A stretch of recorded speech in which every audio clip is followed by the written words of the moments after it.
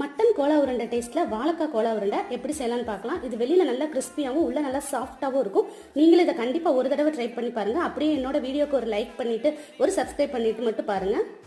இதுக்கு 3 பெரிய வாழைக்காயை கட் பண்ணி இட்லி பாத்திரத்தில் 15 நிமிஷம் வேக வச்சு எடுத்துக்கலாம். இப்போ ஒரு கடாயில் 1 ஸ்பூன் ஆயில் சேர்த்துட்டு 1 பட்டை 2 கிராம்பு 1/2 டீஸ்பூன் சோம்பு 10 சின்ன வெங்காயம் 10 பல் பூண்டு 3 வரமிளகாய் சேர்த்து நல்லா ஃப்ரை பண்ணி எடுத்துக்கோங்க. இப்போ இதோட 1/2 ஸ்பூன் மட்டும் மல்லி சேர்த்துக்கோங்க. 10 கருவேப்பிலை சேர்த்துட்டு நல்லா ஃப்ரை பண்ணுங்க. இப்போ கோலா உருண்டை நல்லா பைண்ட் ஆகிறதுக்காக 4 ஸ்பூன் பொட்டுக்கடலை சேர்த்து வதக்கி எடுத்துக்கோங்க. இப்போ மிக்சி ஜாரில் 2 பல்லு தேங்காயை துருவி வச்சிருக்கேன். அதோட வதக்கின எல்லாத்தையும் சேர்த்துட்டு உப்பு சேர்த்துட்டு நல்லா கொரங்கிற மாதிரி அரைச்சி எடுத்துக்கலாம். இப்போ வாழைக்காயை நல்லா மேஷர் வச்சு நல்லா மசிச்சு எடுத்துக்கோங்க. இப்போ வாழைக்காயோட அந்த அரைச்ச மசாலாவையும் சேர்த்துட்டு கொஞ்சோண்டு கொத்தமல்லி இலையும் சேர்த்துட்டு உருட்டி ஆயிலில் நல்லா ஃப்ரை பண்ணி எடுக்க போகிறோம். சின்ன சின்ன உருண்டைகளாக போட்டு எடுத்துக்கோங்க. டைம் பண்ணும்போது குட்டி குட்டி உருண்டையாக போட்டு எடுத்துக்கோங்க. நல்லா யம்மியாக கிறிஸ்பியான வாழைக்காய் கோலா உருண்டை நம்மளுக்கு தயாராகிருச்சு. நீங்களும் இதை ட்ரை பண்ணி பாருங்கள். உங்கள் ஃப்ரெண்ட்ஸுக்கு ஷேர் பண்ணுங்கள். பாய்.